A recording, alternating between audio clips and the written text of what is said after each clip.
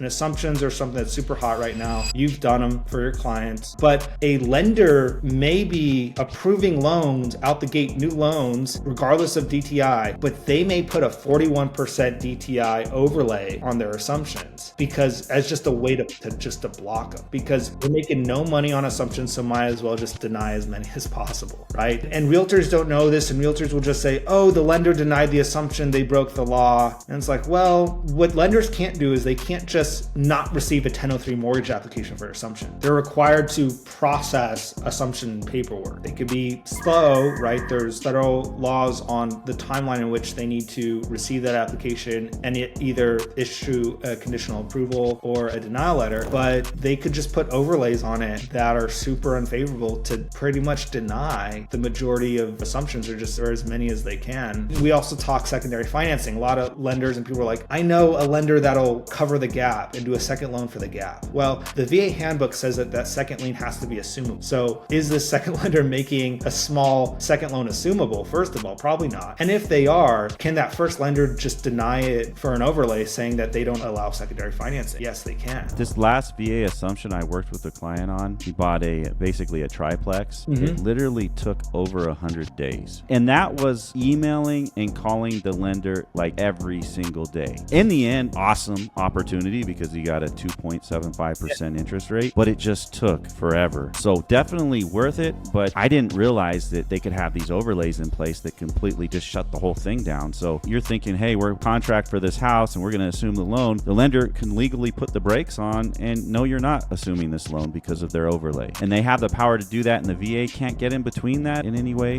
The VA can't force a lender to lend on a deal. There could be a VA lender out there that puts their VA overlay at a 720 credit score. They don't want to lend anything in that credit bucket under 720. That's completely allowable. So there's certain rules that they do have to follow. There's certain rules they don't have to follow. I think the important thing to note here is most lenders and servicers don't have an incentive, financial incentive, and don't get paid to process assumptions. So if you're the owner of one of these companies, how much manpower are you going to dedicate to a department to process these assumptions? Okay. And even being able to call and email the lender is actually a step above some lenders. My brother-in-law did a VA assumption and everything was via snail mail. He had to snail mail in a 1003 mortgage application, and that took closer to 6 months to close. We had the same thing, but luckily a month into it, they transferred the loan to another lender, and that lender was much easier to work with. But the first lender we were working with, I kid you not, like the emails we were getting back had to be like ChatGPT or something because they were just like completely automated. Every time we'd reach out, it was like we had to start the whole thing over, conversation again. We were even referencing the case number and everything, and it was like they responded back with the same generic thing, and it was just ridiculous.